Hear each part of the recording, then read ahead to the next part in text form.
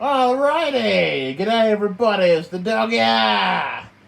Time for another album collection video. This time we move on to AC/DC's second album from 1975, which is of course T.N.T. Let's start from the very beginning with the LPs. Namely this one here, original 1975 LP. Unique for having a sticker on the back which covered up incorrect track listing. Again, a good portion of what I have here you would have seen previously on videos, but I do have a couple of things that have not been shown off as of yet. Let's get the record out of the sleeve and show off each side. Side one here, of course, kangaroo, as used at the time, and side two. Take note of the Chuck Berry credit there for School Days, because that would get changed when the album was eventually reissued. Well, not really reissued, but had its cover reprinted sometime probably after New Year's 1976. As you can see, no sticker here. This is another original pressing. Side 1 label is exactly the same. However, the side 2 label now carries an abbreviated credit, simply just C. Berry. Because we know his real name is Charles Edward Anderson Berry, so I have two of that particular version. One of them is currently sitting in a record frame on top of my cassette and singles boxes. Okay, the next one I have, this is from probably around 1980-ish. This version here is the black label and yellow border. As you can see, kangaroo was gone by this stage.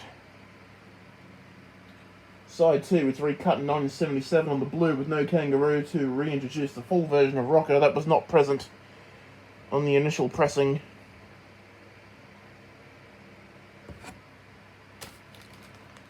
I think there were a couple of recuts of this album. I don't think I have them all, but I've got a good portion of them. Okay, here's another one. This is from about 1987. The red label variant from that particular era. I know it does look orange on camera, but it is red, believe me. This particular pressing, I believe, is the last to feature the full version of Rocker,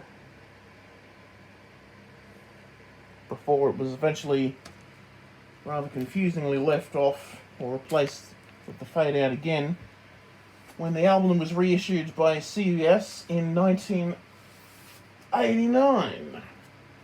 I do have two of the red label 87 as well, and the other one is also in a frame, but it's in my spare bedroom. So here is the CBS pressing from 1989. You take a look at the cover, it doesn't seem to have been cut properly. There's a white border around the gatefold cover. By the way, I didn't show the gatefold, but otherwise the gatefold itself, the inside, is pretty much the lyrics. This was pretty much not changed at all between 1975 and 1989. Again, apologies for not being able to show it properly. I can only do so much from here. But here is the CBS reissue of the album from 1989. As you can see, this is where the infamous typo was introduced. Rockin' Singer instead of Rock and Roll Singer, which was present on all of the 1989 reissues. And as I said before, the fade out version of Rockers was used here instead of the full cut out version, which is a shame.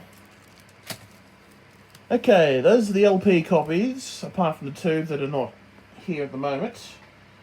Now, I have currently only 4 cassettes of the album. Haven't been able to find very many copies of it, actually. So it's just these. This here is the original from 1975. Again, you may have seen this previously on the channel. If you haven't, be sure to check out my other videos. Here's a full look at the J card. Kangaroo included here. As you can see, whoever owned this, R. Hogan, wrote their name on the spine.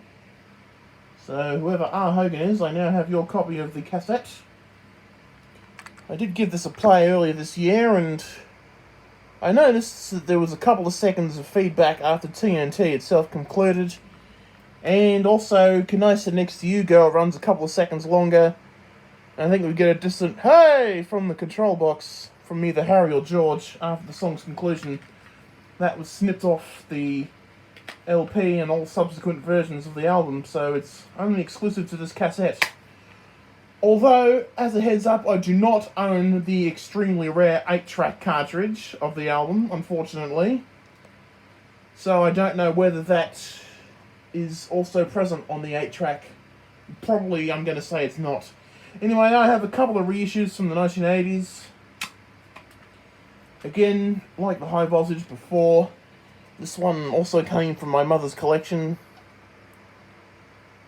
Like, people always have a habit of writing their name on things. Just wish they wouldn't, actually, but hey. Okay, that version. Also got another one of that particular version, but with no writing on it, and possibly slightly earlier, with darker text, a darker shade of blue than the one that my mother had.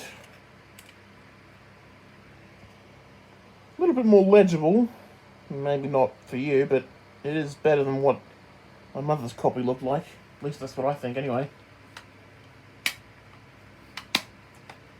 Okay, on to the last of the cassettes I have. This is the CBS reissue again, from 1989. Let's pull out the J card and have a look inside. As you can see, the info on the J card is pretty much almost exactly as the original. As you can see, it uses the proper title, The Rock and Roll Singer. Well, you know. Anyway, cassette itself, as you can see, rockin' singer instead of rock and roll singer. This, I believe, is the first cassette to have the fade out of rocker instead of the full cut out version. That was on the original cassette, but not on the original LP. That is a bit confusing. Okay, last of all, we also have a few CDs of the album. Just yesterday, I picked up what is the original 1986 CD of the album that was manufactured in Japan, because Australia wouldn't start pressing their own CDs until around 88 or so by Distronics, by way of Distronic Limited. This here is the original. Recently, I did see another video from another YouTuber, Mark's Music, Movies and More, I believe his username is. And he showed off a counterfeit of this. This is, of course, legendary for its track listing matching the misprinted track listing from the original that was later covered by a sticker. As you can see, the track order is indeed in the correct order. Anyway, Mark had previously shown off a counterfeit version that he owns, but this is the real version. As you can see here.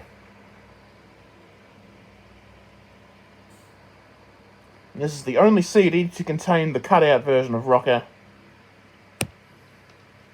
Which is a shame though, I'd like to know why it was never included in any of the others. And also we have the CBS reissue of the album on CD as well. Front cover is the same. As you can see, the album's now in the correct track order, but of course this is where the infamous Rockin' Singer typo is present again.